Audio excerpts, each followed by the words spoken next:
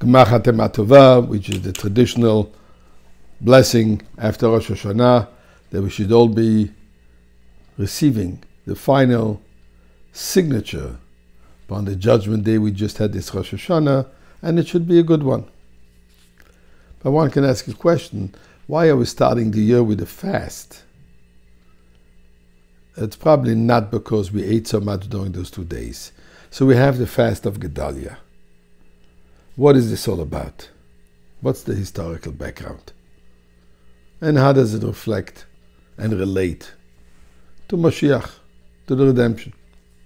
So first of all, let me share something interesting. Rabbi Ginsburg, a famous Kabbalist, points out that something worth to know. First man created on Rosh Hashanah, God called him Adam. Adam spelled Aleph Daled Mem. That's an abbreviation for Aleph, Adam, Daled, King David HaMelech, and Mem, Mashiach. So from the beginning till the end, placed right in the center is King David. If we're talking about being in the center of things, David HaMelech started his kingdom, his reign, in the year 2891 after creation.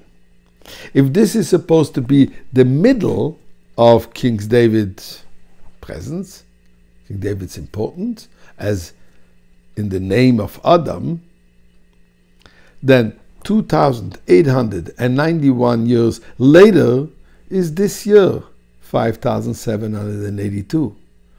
In other words, it is the year of King David's returning through Mashiach, which is obviously very heartwarming, very encouraging.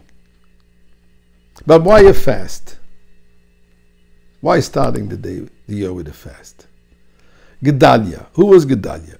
Gedalya ben Achikam was the last Jewish governor after the destruction of the temple and going into exile in Babylon. When they agreed for him to become the governor, he ruled very favorably, and in fact, Jews who fled to the surrounding lands returned, and once again he revived the kingdom of Judea, David HaMelech's kingdom. And in fact, Gedalya ben Achikam was a descendant of King David. Unfortunately, an individual by the name of Ishmael ben Gedalya, jealous of Gedalya, Ishmael ben Netanya,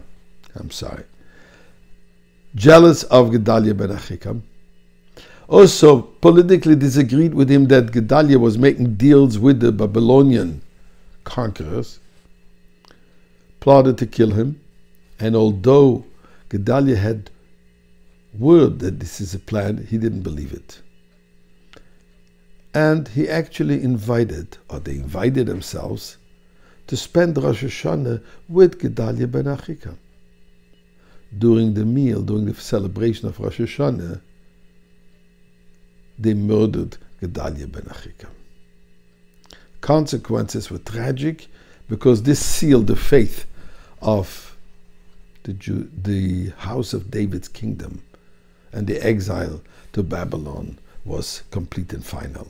And therefore our sages have established this day as a day of fast.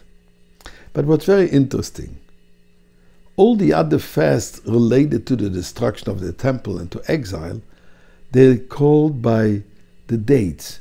Tisha B'Av, the 9th of Av, the 17th of Tammuz, the 10th of Tevet. Why is this one called on the name of Gedalya rather on the date of Rosh Hashanah? Obviously they couldn't make the fast on Rosh Hashanah because it's forbidden, so it's right away the day after Rosh Hashanah. But why not with a date? Why on a name? And the reason for that is because the name Gedalya stands for Gadol Hashem, the greatness of God. And as The prophet says that Yomim Eli Yahapra Meisasim V'Simcha, that all the fast days will be transformed into days of happiness. When is this ultimate day of happiness going to happen? In the time of redemption, in the time of Mashiach. The name Gedalya represents the time of Mashiach, the greatness of God revealed in this world, and therefore the Chachamim have decided to name it after the person, to name the fast that is after the person rather than on the date. So Eibishter, on this day of Tzom Gedalya, please make it into a celebration. It would be very nice, right after Rosh Hashanah, in the beginning of the year, to celebrate with Mashiach.